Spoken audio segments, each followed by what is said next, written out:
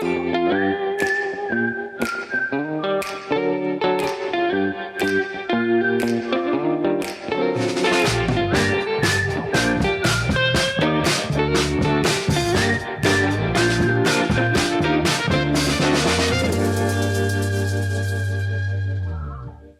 humans. Welcome back to the Schmozone podcast. This is episode number 67. Today's episode is brought to you by Fusion CBD products. We'll be sipping on their Fusion CBD sports water. I love taking their Edelberry gummies. Their Instant Freeze is great for those aching pains from the joints.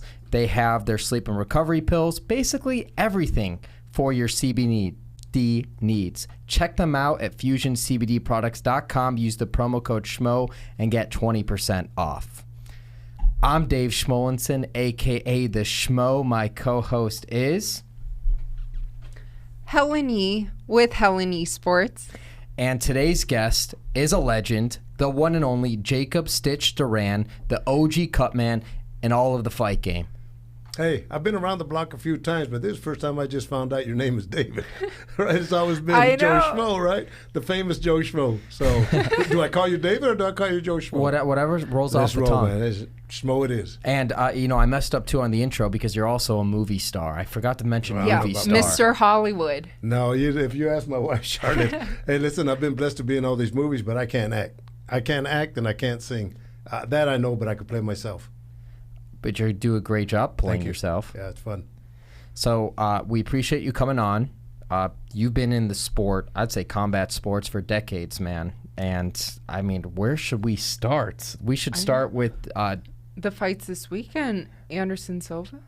Okay, we could start with Anderson Silva. You know that guy. Yes, of course. I had many fights together with Anderson Silva. He calls me Papi, right?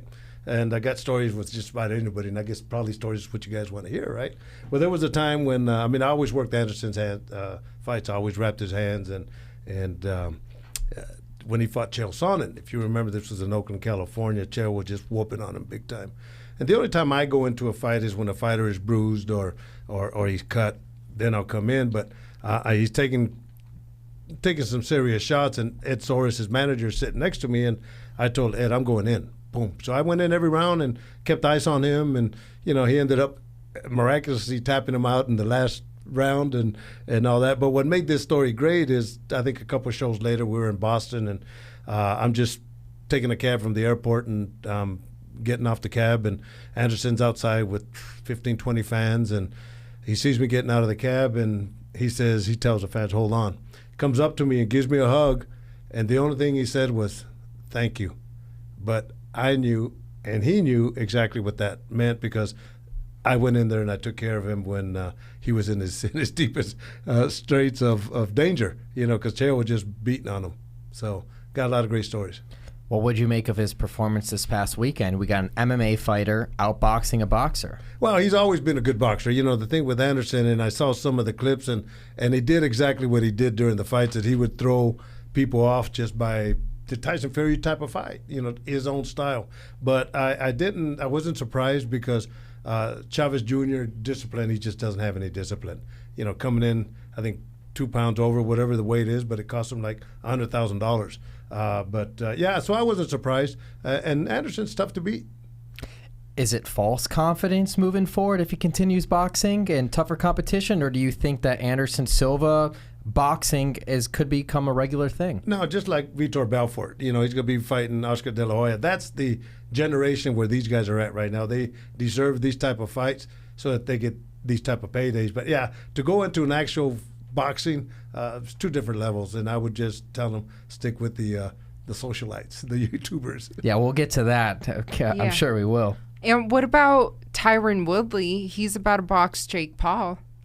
I see Tyron Woodley's an athlete. Number one, he's been in the game. He's used to getting punched, and he's used to fighting and punching guys. I see that as a pick'em fight, and give Jake Paul a lot of credit, because I worked with KSI when he fought Logan Paul, and worked with Gibb when he fought Jake Paul and all that. But Jake Paul's an athlete. They're wrestlers in the background. And when I had my school of kickboxing, guys that were wrestling that would come in to kickbox were good fighters. And that's a pick'em fight. So we'll get back into the YouTubers, but let's go way back. Let's go back a couple decades ago. Let's talk about you becoming a Cutman. Yeah. Walk us through that. Well, it started way back, and let's go way back. I don't think you guys were even born, and you've probably never heard my story. But 1972, I joined the military. I was in the Air Force, and this was during the Bruce Lee eras. And I always told myself if I went to the Orient, then I would want to study the martial arts. I was anticipating going to Korea, but they sent me to a place called Thailand, and I didn't even know what Thailand was. I grew up as a farm worker in the San Joaquin Valley of California, and pretty naive. But I got to Thailand, and I had friends that were stationed there, and they took me downtown to Ban Chan to see some Muay Thai. I didn't even know what Muay Thai was, and guy throws a kick, gets a guy here, knocks him out, and I said, I'm definitely going to start. Well, on the base, they had Taekwondo.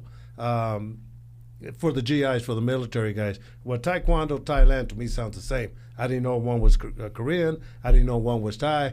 But we trained with the Thais or Koreans for about 3 months, and then Subju An, they left, and then the Thais took over the program for the GIs. So literally that whole year I ate, slept, and did everything martial arts, and got back to the States and lived in Oakland.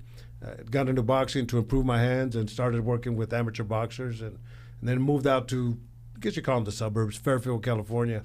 And there I opened up my own school of kickboxing with a credit card. Show you how crazy I was, right? So the school of kickboxing was ASK, the American School of Kickboxing. So I was a trainer. I promoted fights. I managed the fighters, but I also was a cut man, and the cut man kind of floated to the top. So I had a corporate America job with R.J. Reynolds Tobacco Company. I was with them for 23 years, and I knew they were downsizing. So I put in for a request to move to Las Vegas. And at that time, it was only boxing. Well, I get a notice, and I think it's like 2 weeks. We transferred the school to a student, sold my house, put my family in a U-Haul, and we drove like 9 hours to Las Vegas to follow my dreams. And, my wife and family, they all supported me 150%. And at that time, it was only boxing. And so I started working, and guys had already known me. And but then the UFC came around. I knew Dana White in the gyms, and I was working at K1 at the Bellagio with Scott Coker was promoting it, and I think Kimo was fighting Bob Sapp, and saw Dana in the audience, and he says, "Hey man, give me a call tomorrow. To give me your card, give me a call." So he called me actually, and told me that they had just bought the UFC, and I wanted to know if I was interested in being a cut man. At that time, it was only Leon Tabbs, the original cut man from UFC #1.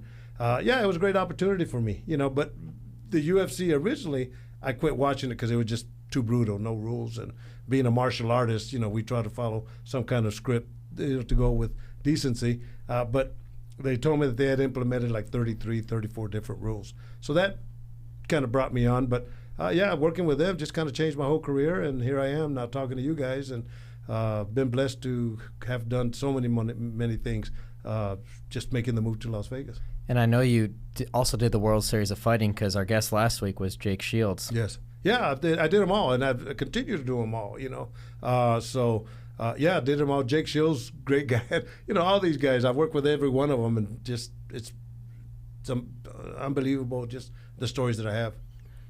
So did you always know that it would become your career? Or No. Did it just kind of happen by...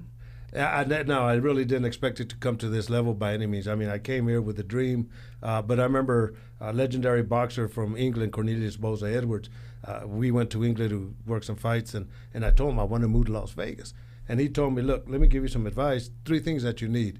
You need a job, a place to stay, and a car. And that's something I always kept in my mind until things started progressing and to the point where now I could do this full time. So I always kept a job. And I always tell young guys that want to come into town is those 3 things are necessary.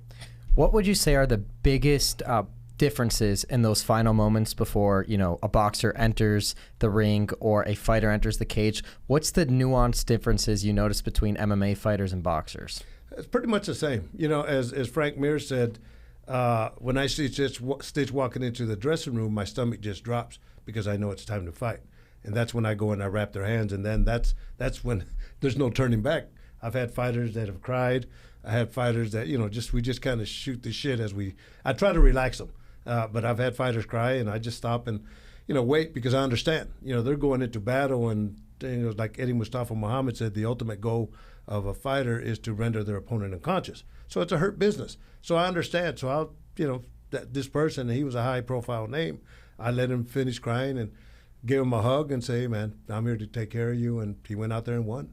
So those are the special moments that I have. I get to see that, you guys as journalists don't, other people. But it's the heart and soul that I get to see of these guys. And, I say now to this point, it's not about the world title fights anymore. I've done hundreds and hundreds of them. It's about the characters that I'm working with. And, if you were to call me and if you were a jerk, I would say, man, I'm sorry. I got something already booked. But it's the characters that I'm working with that really kind of make my job so special. Now, speaking of things and characters that make your job very special, is there a particular moment or a couple moments that vividly stick out in your mind? Of course. Yeah. Of course. I'll give you one for MMA and I'll give you one for boxing, okay? So in MMA, Chuck Liddell was fighting Wanderlei Silva, all right? Big fight. And as a matter of fact, it turned out to be one of my top 3 fights ever because these guys were cracking each other where you could just hear the punches, bam, bam. But a week before, I had saw Wanderlei, and Wanderlei and Shogun and Ninja, they would all, when we were in Japan for Pride, they gave me the nickname Santana.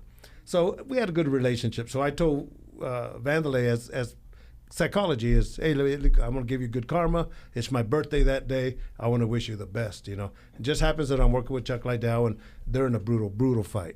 And after the fight, Chuck's cut. I clean him up. Then I go up to where Wanderlei is, and Leon Tabs is keeping ice on him because he looks all swollen and like the Elephant Man. So I said, Wanderlei, how you feel? I said, no, Stitch, I'm okay. Man, right after that, he says, Stitch, happy birthday, right in the middle of the ring. Of all things, that he could have come up with, he remembered my birthday. And to me, that was such a special moment, So, and then, Vladimir Klitschko in boxing. And if you remember the fight with him and Anthony Joshua, 90,000 people, Wembley Stadium and all that. I didn't see Vladimir till Friday at the weigh-ins, but he's always known, him and Vitaly, because I worked with him for like 12 years, that if I say something, there's a lot of truth to it. So they have a lot of respect for me, and I'm talking to them, and I'm trying to get their feelings, how they're doing and all that. Finally, I put my hand on Vladimir, and I said, look, man, don't worry about nothing tomorrow. I'm going to take care of you like you're my son. And I leave. And because I know that when these guys are fighting, and you were talking about what goes on, the night before the fight, these guys can't sleep. Their adrenaline is, they have to control it, but they're just the jitters and all that. So I left them with that. And here I am right before Michael Buffer does the announcements, and all this, the world is watching, and I'm putting the final Vaseline on Vladimir, and he's, less than 12 inches away from me. And he says, between him and I, he says, you could call me son. And I thought, wow, man, this guy, I knew I had gotten to him. And went out there and one of the greatest performances he ever did, even though he lost. But the people in the UK at the Wembley Stadium, it was like a rocket movie. I told them, they were saying, Cleats, go, Cleats, go, Cleats, go, and also Joshua.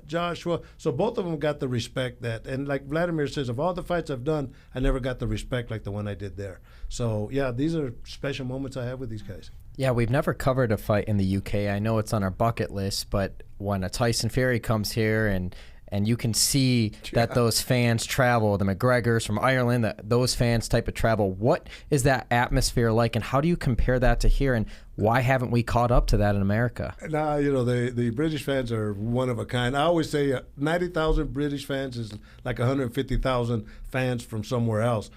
They love the game, and they're all in unity together, and yeah, it's nothing like it. The adrenaline, and I know when Vladimir and Joshua both came out, the screaming and yelling was so loud they would just turn into a buzz. And I'm there, and I'm thinking, wow, what an experience. One thing I want to get to, because we talked about Klitschko, obviously Tyson Fury fought him. Joshua's been linked to Tyson Fury. The last time Helen and I saw you and interviewed you, or the Schmo interviewed you, was at the Top Rank Gym with Tyson Fury. What do you make of this whole situation? We're heading into next month. Deontay Wilder's fighting Fury for the trilogy fight, and obviously the narrative on Wilder's camp is, something was in the gloves, the egg weights, and when you hear this stuff and you're a Cutman, I mean, what's going through your mind? This got to be impossible, right? Because you have the Nevada Athletic Commission watching over and everything like that. Like, What do you make of these accusations? Yeah, it's funny. My wife and I talked about it, and she knows the game as well as I do. It's stupid. One thing I don't appreciate is ignorance. And but after that fight, I did plenty of interviews trying to let them know the reality of what goes on. But it's impossible. Number one, once you put the gloves on and you tape it, there's no way that you're going to be able to slide that hand out of the glove. Number one, why would you want to do that? When you put the gloves on, there's to protect the gloves, your hands from breaking. So, it was dumb people coming up with stupid ideas. And if that's what Deontay Wilder considers as fact, then he has a lot coming to him because, his manager they come into the dressing room. When it's time to wrap, we'll say, okay, we're going to wrap at 8 o'clock. Well, 8 o'clock, the manager or somebody from the other team comes and they inspect. The inspector, the commissioners are there. A lot of times the officials from the WBA, WBC, the organization are there, and they're all watching the hand wrap, and also when you put the gloves on. So, it was insane. And, it's funny that at this point we're still discussing the idiocies that the wannabes are bringing up. Well, I just figured because the press conference last week, he put his headphones on and he didn't say anything. Did you have something you wanted to chime in on that? Just to talk about the fact that he's not saying anything in the press conference and seems to not want to do many interviews leading up to this trilogy. Like, what do you make of where you think he's at mentally? Well, I think, he's trying to overthink the program probably more than he should. In the marketing aspect, what he's doing is not helping him at all. But, and it's funny you bring this up, Helen, because after the fight, as I'm leaving the ring, the guys from the BBC stopped me and they interviewed me and they thought what I thought about the stoppage. And I said, to me, the type of punches that Deontay Wilder was taking were what I consider punches that will give you long-term damage, not the cuts or knockout right now, but the long-term damage where 10 years from now, you'll be stepping over your words. Right, so those are the type of shots that I saw Deontay Wilder taking. Chuck Liddell was very good at giving you those type of shots that they would go in and they would just penetrate, and that's what he was getting. A lot of the shots weren't sliding off; they were direct hits. It's like getting hit with a baseball bat. And I think Mark Breeden stopping the fight, probably helped him out in the long run. Well, do you think Deontay should have taken this trilogy? Yeah, he's good. Like say, he's going to go out on his shield. I think, for me, I'm glad. I want to see the trilogy. On a fan basis, you're talking about on the safety part of it. I think he's okay. But I'm looking forward to that fight. I think you almost have to. Yeah. He's the knockout artist, one of the most powerful punches ever. I think if you're Deontay Wilder, you have no choice to do this. What are you going to do? Step aside and take an X amount of money? Fury even said you didn't want to pay him 2 paydays. The only payday he wanted to give him is by showing up in the ring, and here we are. Yeah, so, there's the thing about it, the sight game is so important in this game, but he's not fooling anybody. So. And now he has a new trainer, Malik Scott. Yeah, Malik Scott, and I guess from what I understand, Don House is going to be the cut man or help train with him. I don't know if you could adjust and change anybody's style in this short period of time. I think, once the fight begins, then fighters normally go back into their own style, and, I don't know if that's going to be a big improvement. Yeah, that one punch, but if Fury makes him fight, backing up and off the back foot, we'll see what happens. Yeah, and that one punch is a heavy punch. I worked with Sergey Lahovich that fought him, and he sent him to the hospital. So he could punch, no doubt about it, and he always has that opportunity. Style-wise, he doesn't have the advantage, the style that Tyson Fury has opposed to anybody is like nothing. It's like water. It's just very, very fluid. And I told him when I first met Tyson Fury, when I worked with him in the last fight, I said, when you fought Vladimir Klitschko, I think we were all a little overconfident on Vladimir just being so disciplined, and then we maybe didn't take it as serious. But when I saw you fight Deontay Wilder after that fight, I saw your style of fighting, and I was totally impressed. The guy is very, very good at what he does. He moves around like a welterweight, middleweight, when he should be moving around like like a heavyweight. Is he the best you've seen at the heavyweight division? Yeah, you can't duplicate that. You know, two guys you can't duplicate is Floyd Mayweather and Tyson Fury. You just can't, you know, because that is him. And, yeah, I mean, you can't. He's just like water. Who would you say's got the strongest punch you've seen between MMA and boxing, or you can't compare the two? Because you brought up Chuck Liddell. Obviously, we're talking Deontay Wilder, that you've seen with your own two eyes. It's tough to say because, you know, everything's positioned in angles. You know, and it's tough to say, but yeah, Chuck like that would definitely hurt. It hurts me just watching him throw punches, right? So it's tough to say. Well, didn't Chuck even recently say, did he tell you or the Schmo that he wanted to box someone or? Well, I know he just refereed that celebrity boxing with like Aaron Carter and yeah, Lamar Odom. I don't think it was serious, but he talked about throwing his name in the hat. We'll get to them too, the Paul brothers, because everyone talks about them. He said, I'll fight this J kid, but everybody is, and that's exactly what they want. The Paul brothers are wanting these guys to call them out. And Floyd just fought Logan. Yeah, I was there. You know. How did we not run into you there? We were I there know, too. we ran into like everybody. I felt like on that fight, because we just brought it up too, I felt like Floyd tried harder for longer periods of that fight than he did against McGregor. But obviously this is 4 years later, and 4 years, what is it, 44, mid-40s, like age is definitely caught up to Floyd Mayweather. That was evident. But I feel like his effort, his output was stronger for the fight against Logan than it was for McGregor. Yeah, it was. And that weight difference was really the big. It was the biggest factor there. And like I say, Logan Paul is an athlete. You know, so once he realized that he could take his shots, he just stayed busy. You know, so God, it, you know, even though he won, you know, and the Paul brothers are both winning. Yeah. I mean, they didn't get knocked out. He didn't fall down. It was I don't know if you call it. It was a win for Floyd with that bank account now. Oh, you know, that paycheck. Well, that was a good one. Yeah, you know, that's the thing about this. This is a new generation of combat sports. It's a different realm that we're going through, and that's these YouTubers and these social people. Yeah, TikTokers and all that. But yeah.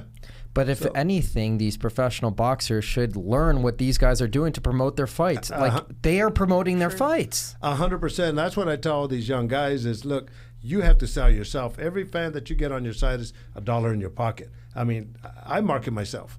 I've created a brand, right? And so I understand the importance of taking advantage of these opportunities. And guys have to be taught how to make money outside of just getting in the ring. Make money when you're in the ring. Putting sponsors on and just kind of selling yourself. And let's talk about that. Stitch Duran is a brand.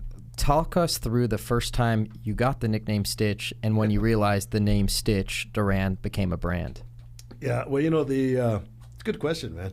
The name Stitch came when I used to work with Dennis Alexio. Dennis Alexio was a light heavyweight, cruiserweight kickboxing champ in kickboxing. At that time was the best athlete I ever met in my life. If you remember the movie Kickboxer, he was the brother in the wheelchair. So he's an actual fighter. Well, his sparring partner, Dave Rooney, Dennis fought in Vallejo, California. I had to school kickboxing in Fairfield. And Dave Rooney was on the undercard. And I was just learning to be a cut man. And Dave had got a small cut. Now I understand cuts. But I used to see cut men that would get tape and cut them in little strips and butterfly. So that's what I did to Dave Rooney, and Dave Rooney says, oh, wow, you save me some stitches, I'm going to call you Stitch. And I kept that name, and Dave Rooney, from last I heard, was a fisherman in Alaska, and I don't think he really realizes how much he changed my life. And but going into that area, I remember I was in Richmond, California. Marvis Frazier fought Bone Crusher Smith. And one of the earlier fights, the guy did a good job on cuts, and I was learning. There was no schools, nobody teach you. Boxing was very, very close. But I went over there and I told the guy, or I asked the guy, I said, look, man, you did a good job. I'm learning to be a cut man. Can you tell me what you did? He looked at me and says, F you. He goes, I'm taking this to my grave, and you got to learn like me. And he walked away. That was the boxing mentality at that time. And, you know, learning from that, I've committed myself to teach and to teach guys how to take care of fighters because, as I say, is you as a coach could teach Helen how to fight, but nobody teaches you how to take care of Helen. And that's my commitment to the sport. And if ever I have a legacy, it's that I made this game a lot safer. What good is learning a new trade if you can't pay it forward? Exactly. That's it. Well, that was a mentality of boxing, you know, and even now you'll see the difference in like the Cutman in MMA, they've all followed the suit or the system that I have. That's putting the wrist wrap on your here where you put the swabs instead of your mouth. You wear gloves. You put the Vaseline here and you apply it, like an artist. And you see all the MMA guys doing that. In boxing, I just saw the fights the other night. No gloves. The guy has a little swab in his mouth. Everything that was old school, because there's no teachings. So these guys follow or see what these guys do, and they try to mimic whether it's right or wrong. And let me add real quick on this, and I mentioned, and nobody's probably ever brought it up, but combat sports, we are at the A level. We are the only sport worldwide where we don't have to be certified to be considered professionals. You go to football, baseball, basketball, soccer, all these trainers are certified through college and all that. So they have certifications. We don't. So anybody can technically be a cut man? Yeah, you can $50 and put a towel over your shoulder and you're a professional. Can you imagine the Schmo being a guest cut man? Not a bad Good idea. Yeah, not a bad idea. We just start that up. Yeah, maybe we could start something like that too. But when did you realize though that you were a brand and you capitalize on that? Well, working with the UFC, I had all these sponsors. I had Tap Out. I had One More Round. Had Bad Boy. Had Zions.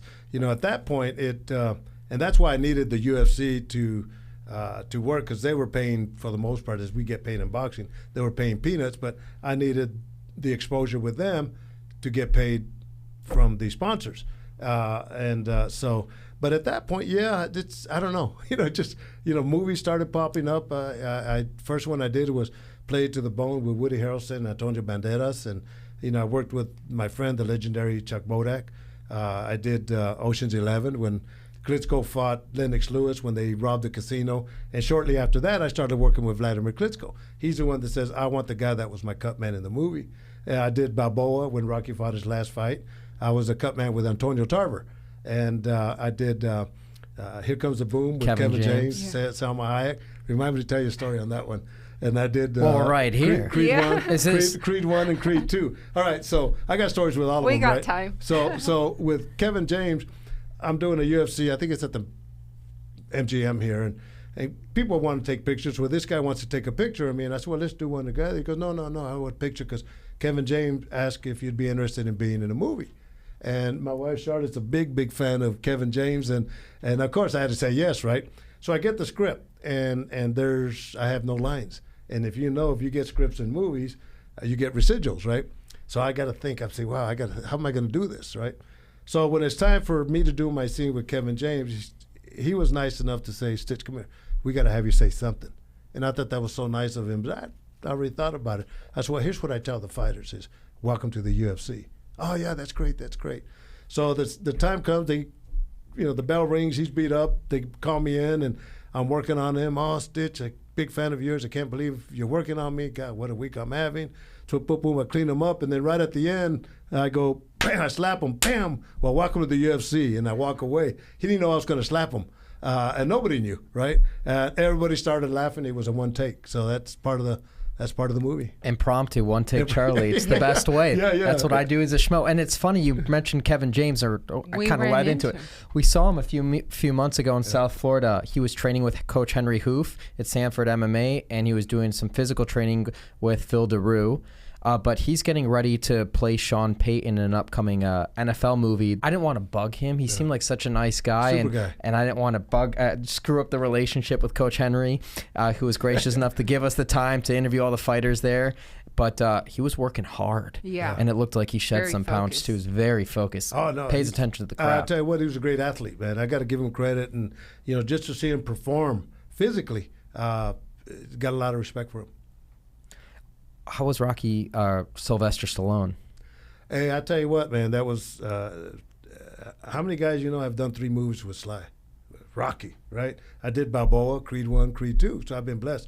But let me add another story is, once again, when I get the script, my name for Creed 1 and Creed 2, Creed 1 is Marcel. And I don't know anybody named Marcel, right? So once again, I'm going to figure that out. But when it was time for Rocky to introduce the team to Adonis, if you remember, we're in the gym, he says, oh, this is Stitch. He's the best cut man in Philadelphia. Bro, at this time, my heart was beating like, yes, who is going to tell Rocky, no, it's not it. And then he ad-libbed another one, the one I liked, but he didn't use that one, but he said, "Oh, there's Stitch. He's so good as a Cutman. Could have been a surgeon, right?" But they used the original one. Anyway, the next day I went and thanked him. I said, "Look, I really appreciate it." He says, "No," he goes, "it has to be authentic." Of course, he's a professional boxer. This is what he knows, exactly. right? So it actually works in your favor. Yeah, big time. And even you mentioned to me last time I interviewed you that even Snoop Dogg, went up to you. Yeah, it's the last so Triller, awesome. right? And God, I'm so disappointed that we didn't get to do this last one with Teofimo Lopez. But no, nonetheless, so I worked the Triller as a house Cutman for them. And before the actual fight started, they had a guy from the Bloods and one from the Crips. And Snoop's program is gloves up, guns down. So they kind of went at it before the commission because it wasn't sanctioned. So I worked with them, and after the fight, Snoop Dogg comes in the ring, and Stitch, you're a legend, man, you're a legend. He gives me a hug and all that. But what made it even nicer is we're walking down the stairs, and he says, "Oh, gee, can I take a picture with you?" And I look, I said, "Shit, he's talking about me," you know. So we took a picture with me and Bosco and Snoop Dogg. So yeah, it's kind of, Davidson, the guy from Saturday Night Live. Pete Davidson, Pete Davidson, same thing. I'm in the back going to one of the dressing rooms, and he's ready to be interviewed. He's waiting right there, and he sees me walking. He tells me, wait, Stitch, you're a legend. Can I take a picture with you? You know, so moments like that, yeah, it kind of lets me know that there's other areas outside of combat sports that recognize me. What do you think is the secret to creating a successful brand? Exposure. Exposure number one. You know, you can't create a brand unless people see it. And how you present it is also the big thing for people to remember how we're going to do that. And but the name Stitch has helped so much. You know, I think people don't even know my real name. I don't even know if you know my name. Jacob. Oh, I introduced you as Jacob Stitch Duran. But you're better known for Schmo. but very few people do. That's true. Which is fine, and because when I was doing the last Top Rank show over the weekend here with Inouye, I was sitting out next to this one guy, and he says, "What's your name?" He goes, "Well, it's Jacob Duran, but people call me Stitch." You know, and that's pretty much the way it is. Hey Stitch, what's your real name? You know, so. Will you be at Teofimo's fight? I believe it got moved to August, right? Yeah, well, I'm the house cut man for Triller. You know, they Peter Kahn that handles the fighters' relationship and all that. He brought me in, Mike Bazo and then Paul Querido as the house cut men for these events. But at this point, I understand that it's to the point where, God, if Stitch is working the show, it must be a pretty good show. And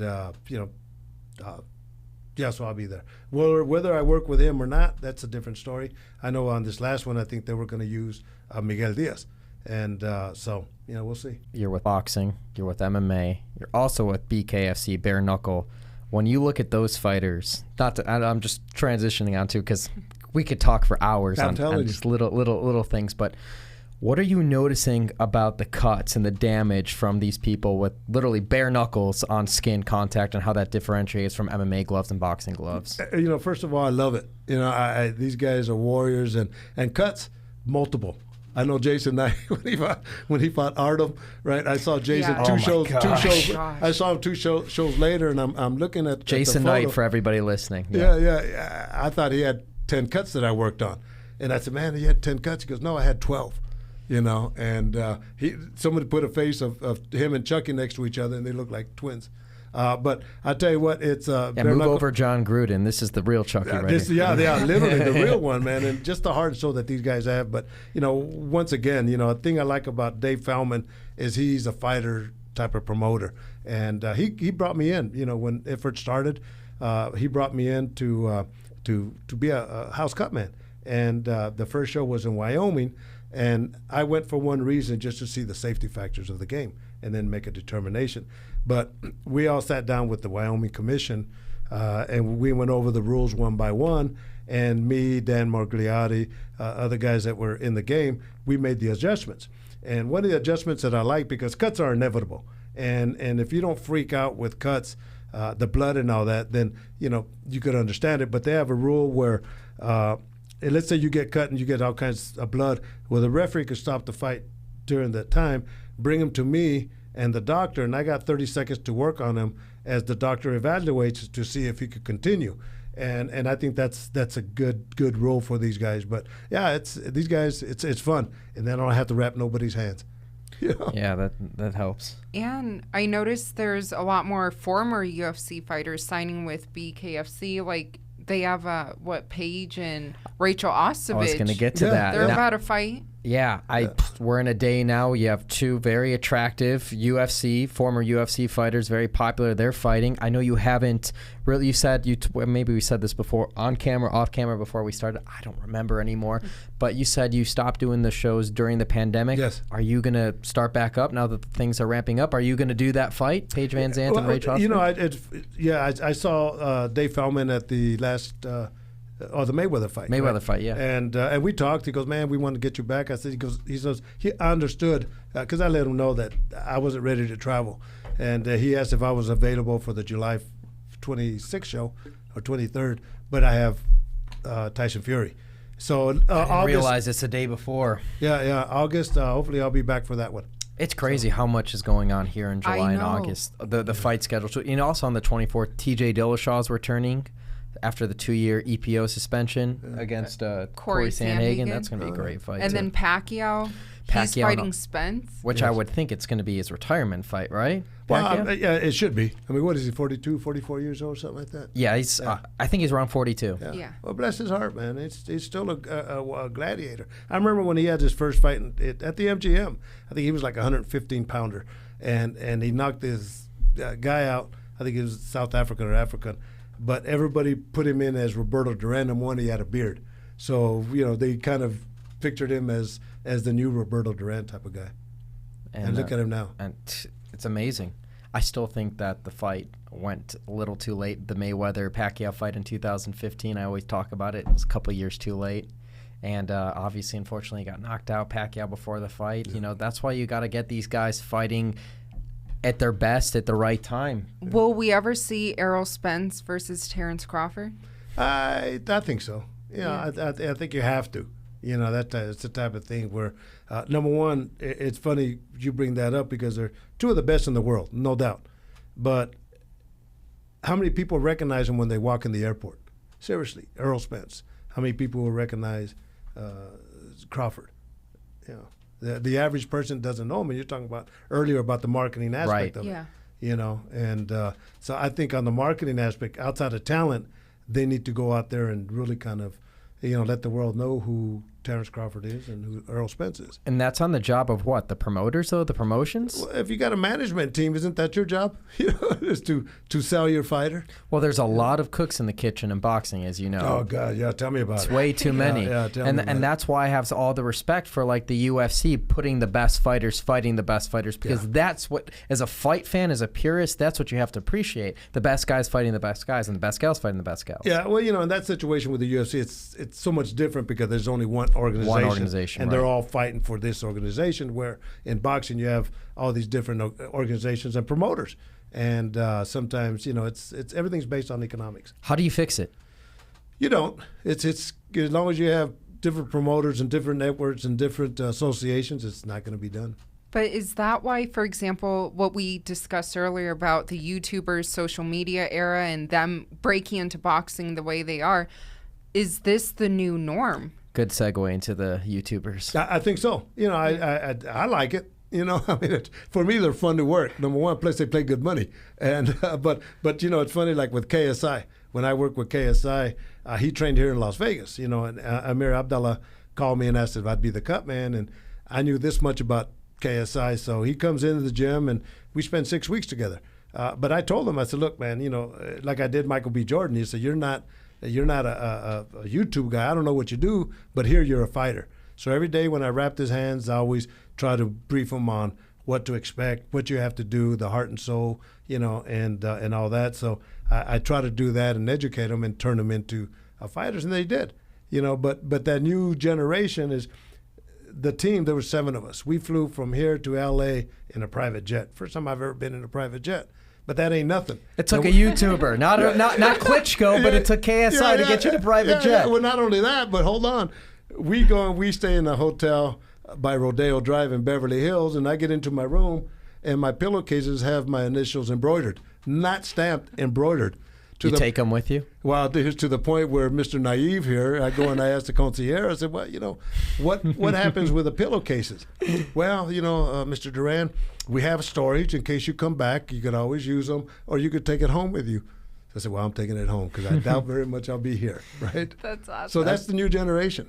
That's the new mod of boxing. And, one thing I got to give Jake Paul credit for is that he's bringing up the issue that everybody has been wanting to bring up on the UFC fighters not getting paid. YouTubers, the Paul brothers in particular, it's like, we are fond of what they are doing because in a way they're a disruption, right? They're a disruption in the combat sports space. They're disrupting talking about fighter pay. They're disrupting being a draw and getting eyeballs.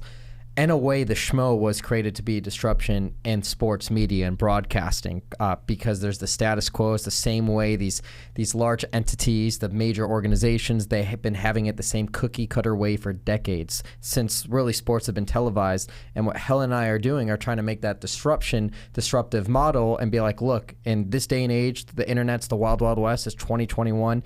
You can go out and create yourself. You can maintain integrity, and you can go out and find a way to do it yourself. And just like you did, creating your brand, Stitch Duran, what Helen's done with Helen Yee Sports, and I've done as the Schmo, what the Paul brothers are doing in combat sports.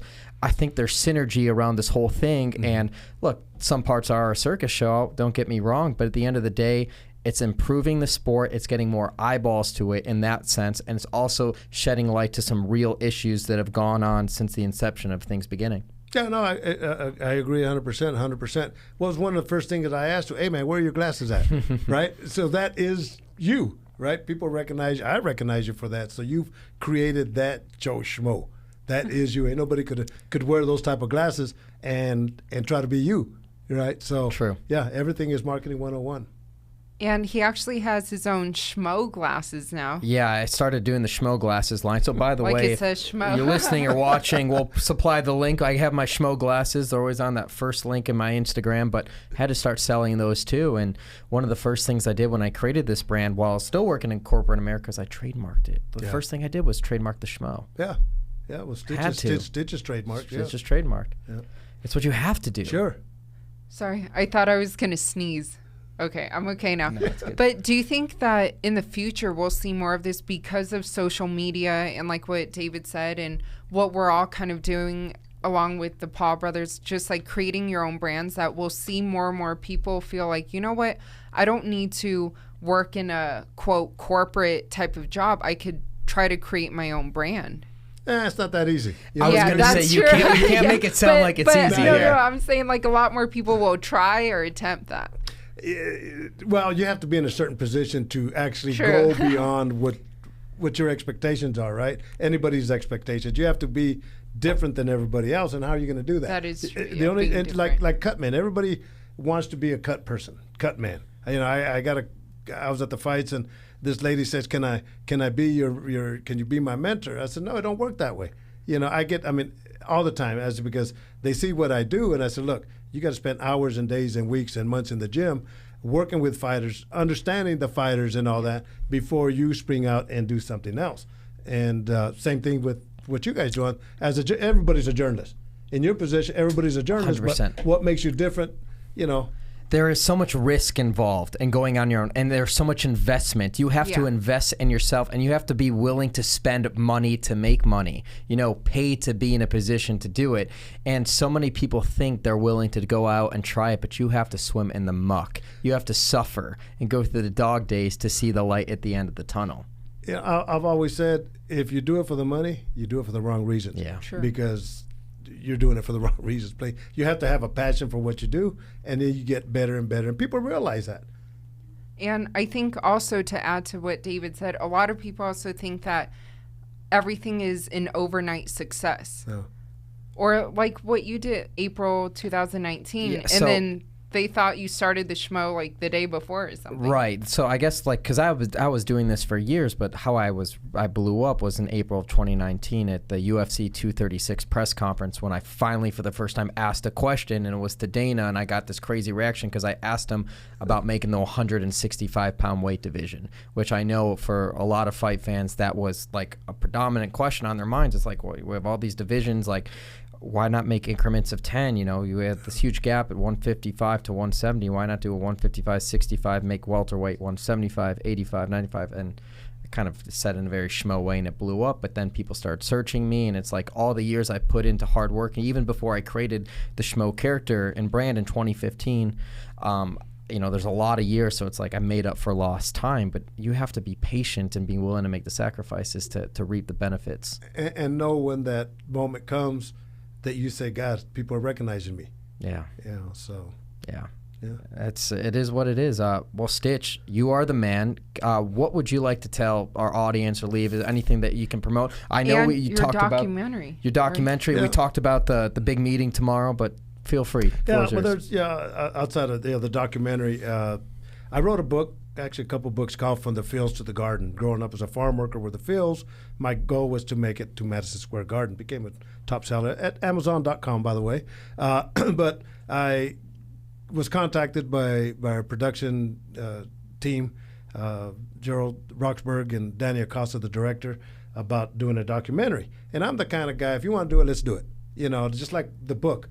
During the time when Chuck Liddell and Matt Hughes and Randy Couture, Forrest Gray, they were all having books written on them.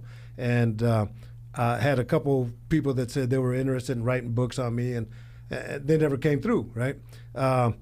But Zach Robinson he's a teacher that teaches the kids, military kids in Germany, contacted me and asked the same thing. And just turns out I was going to be in Germany 2 weeks later working with Klitschko. And we met, and he was a baseball player. I was a baseball player. He's from Oklahoma. You know, we shook hands, wrote a book, became a top seller. But same thing with these guys. So I signed with them, and then I found out that Triple G is fighting, of all places, The Garden, which is the finale of the documentary.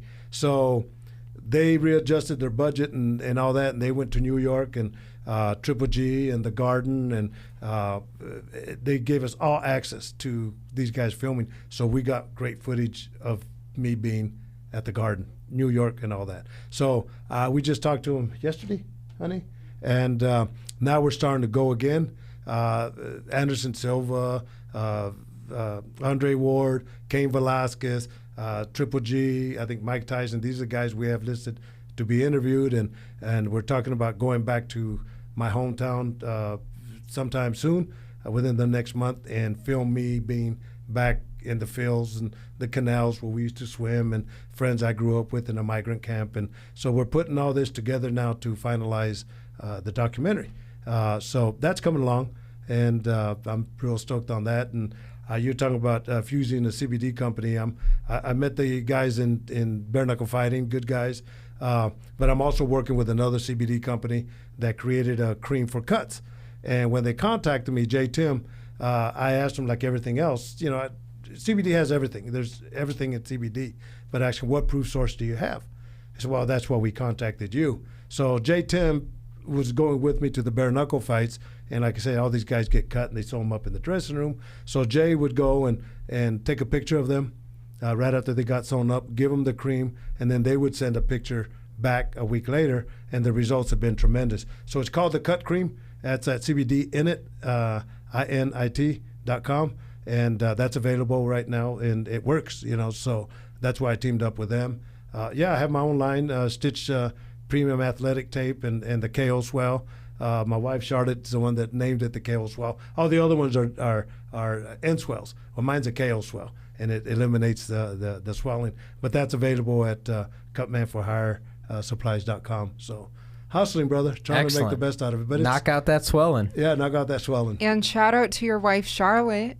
Sat in this whole podcast room right here. Thank you, Charlotte. Yeah, you know, and I gotta, everything is for the family, because, you know, making a sacrifice when we moved from Fairfield over here, I took a major cut in pay with RJ Reynolds to come here. But, you know, my wife, my family, they all supported me, and, you know, it was that unity that kept us going. And, you know, now we're trying to make the best of our retirement. Not that I'm retiring. Scratch that. You know, just me and Mama being here. Thought we were going to break some news here again. No, okay. No, because, you know, we were going to go to Miami. She was going to go with me to Miami for this last trailer. And I had a friend that had an apartment in the 50th floor of this building overlooking the ocean. And I was going to stay there 3 additional days and he was going to let us stay there, and then this got scratched. So yeah, we're going to be enjoying life a little bit more. So yeah, got to love her for believing in me and sticking with me through thick and thin. Fantastic. Well, we really appreciate you being here. 2 quick shout-outs. I have to say happy 40th birthday to Misty Mayer, Lapis Opican Spa. Thanks for the great T-shirt. Tommy, amazing massage therapist here in Henderson, Nevada. Check him out. He's awesome. And also the Schmo Hour. I'm having a Schmo Hour July 9th from 5 to 6:30 right after UFC ceremonial weigh-ins. I'm going to do a meet and greet at the Hard Rock. You are, of course, more than welcome to come. Open bar. Check it out. I'll provide a link for tickets. But Stitch, you are the man. At the Virgin Hotel. Actually, it's the Hard Rock Cafe, so they're standalone gotcha. Right there, walking on the strip. I know I got to differentiate because there's the new Virgin Hotel. Yeah. Yes. We got to check it out too because I know they're doing some fights there. Yes. I'll be there Saturday working those fights. And once again, Top Rank brought us in as house cutmen for during this pandemic. So I think this is our last show, and then my next one with them will be Tyson Fury. So we'll be there. So it's big summer ahead. Big summer ahead. It's big summer ahead. I'm looking forward to it. We appreciate you coming on, Jacob Stitch Duran. Episode 67.